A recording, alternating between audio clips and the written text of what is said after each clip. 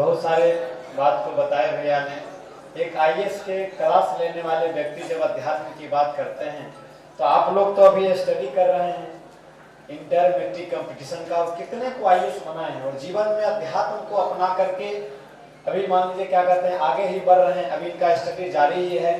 तो आप लोग से भी निवेदन करते हैं कि जो भी बात ये बताए हैं आप सीखिए। दूसरी बात है कि शांत होकर के बैठे रहिए। क्यों? जब आप 2 घंटा इस कार्यक्रम में बैठ नहीं सकते हैं तो हम कैसे ये माने कि आप 2 घंटा पढ़ सकते हैं?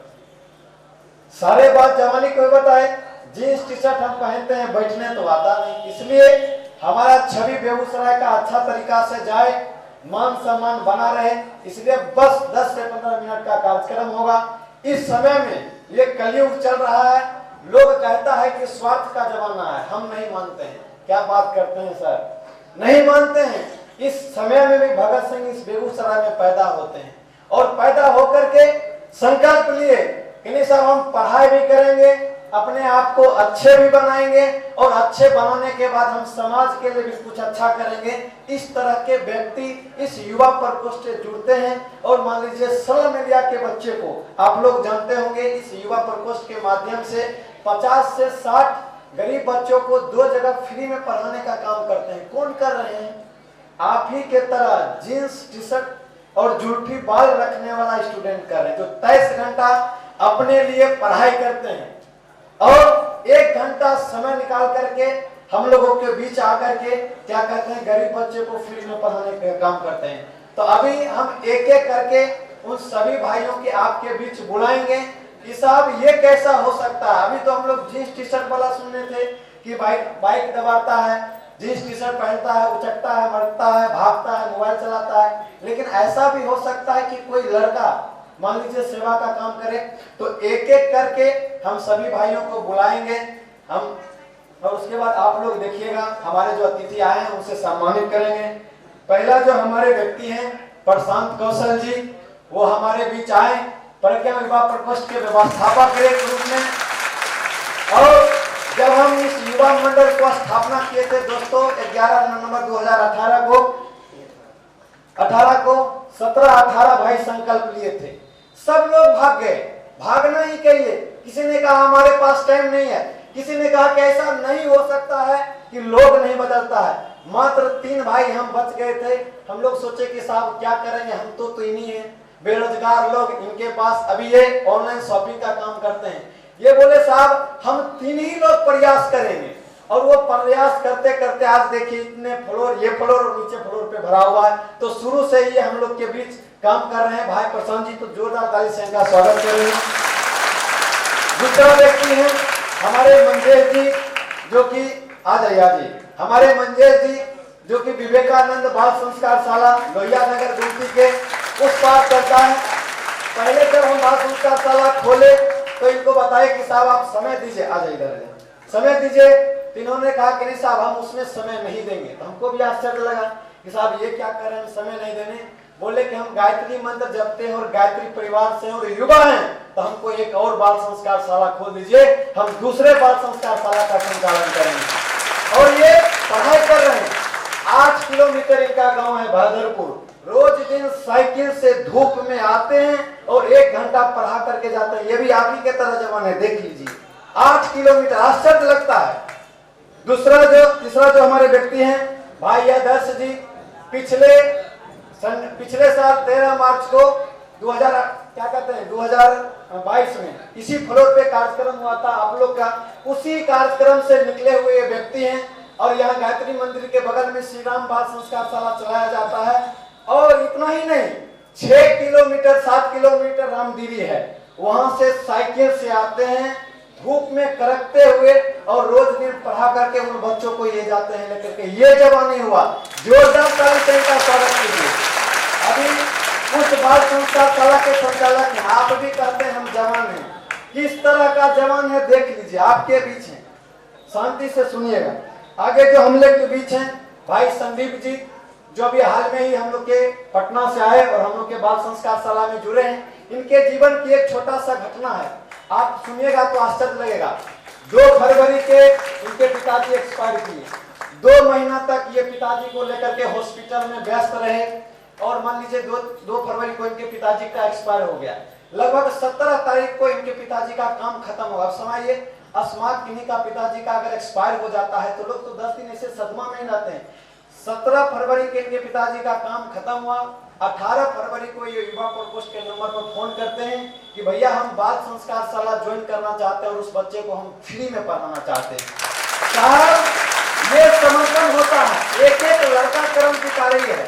और मान लीजिए हम बोले कि अभी 2-4 दिन रुक जाइए, अभी थोड़ा सा, नहीं बोले नहीं से आप, हम उसमें आकर के पढ़ाएंगे। और वो शुरू से लेकर के विवेकानंद बाल संस्कार शाला में 1 घंटा वो समय देते हैं। लेकिन आगे जो हम लोग के बीच हैं भाई मनीष जी, विवेकानंद बाल संस्कार शाला में दुबले पतले तो हैं ही, लोग कहते हैं कि आपसे क्या हो सकता है, लेकिन ये भी 3 किलोमीटर यहाँ से सर्वोदय नगर में रहते हैं और लोहिया नगर गुमती के उस पार जाकर के और ये समय देते हैं। लोग इनको कहता, गांव में कहता था तुम तो कुछ नहीं कर पाएगा, आज ये देखिए यहाँ पढ़ते भी हैं और गरीब बच्चे को फ्री में पढ़ाने का काम भी करते हैं। आगे जो हम लोग के बीच हैं गुड्डू जी, 13 मार्च के निकले हुए, पिछले साल के प्रोग्राम से ये निकले हुए।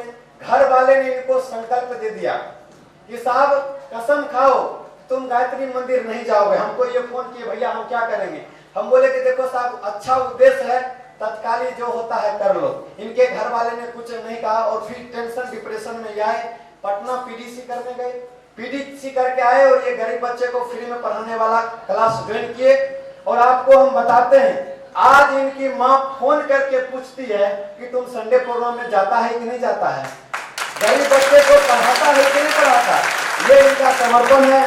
आगे हम लोग के बीच हैं राम प्रताप जी, आगे राम प्रताप जी हैं जो हमारे टेक्निकल टीम है, अभी 2 ही महीना पहले जुड़े हैं और सक्रिय रूप से फेसबुक व क्या कहते हैं यूट्यूब ये सब लीड करते हैं। तो जोरदार ताली से उनका स्वागत करेंगे।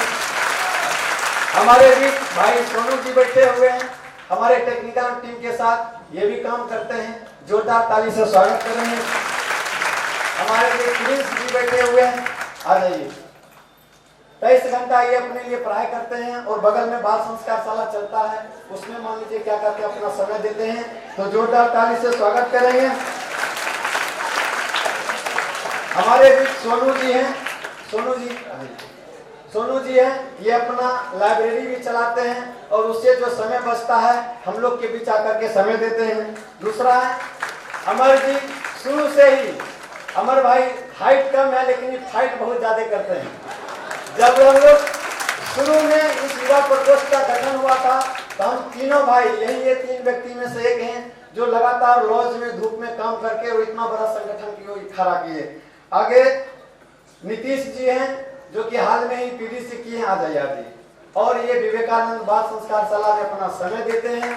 ये सभी इस संडे प्रोग्राम से जुड़ने के बाद ये व्यक्ति हैं जो मान लीजिए समय देते हैं। और एक व्यक्ति और हैं, हमसे मिस्टेक हो गया, भाई सत्यम जी अभी 11th में पढ़ते हैं, गरीब झोला पुस्तकालय अभी रोड पर बुक स्टॉल लगाते हैं और श्री राम बाल संस्कार शाला में समय देते हैं। 11th का बच्चा अभी जब ये बाल संस्कार शाला में गायत्री मंत्र का जप करते थे तो गांव वाले इनको कमेंट करते थे कि तुम बाबा हो गया, इतना छोटा बच्चा 7th क्लास से गायत्री कर रहे हैं, तुम बाबा हो गया है। और ये जब मैट्रिक का एग्जाम दिया तो 411 नंबर आए। सुन लीजिए, ताली मत बजाइए, सुनिए, मेधा छात्रवृत्ति पास किए और सरकार से साल में 10,000 स्कॉलरशिप लेकर के ये पढ़ाई करते हैं। ये पावर होता है, कीजिएगा तो मिलेगा, नहीं तो नहीं मिलेगा। अब हम अभिषेक भैया और राजीव भैया से निवेदन करते हैं कि हमारे सभी भाइयों को मेडल से सम्मानित करेंगे। फोटो आ जाइए, एक एक भाई को जोरदार ताली से आप लोग स्वागत करते रहेंगे। ताली बजाइए, ताली बजाते रहिए।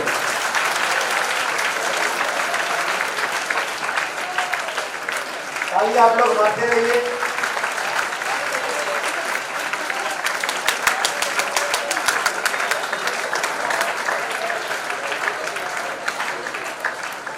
ताली मारते रहिए।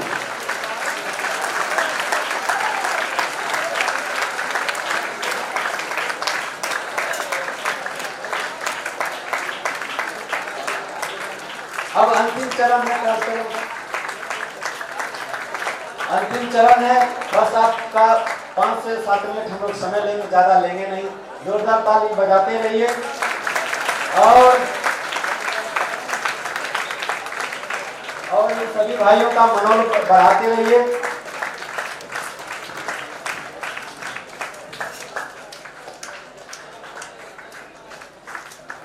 हमारा कार्यक्रम अब समाप्ति की ओर है, टाइम चूंकि ज्यादा हो गया है।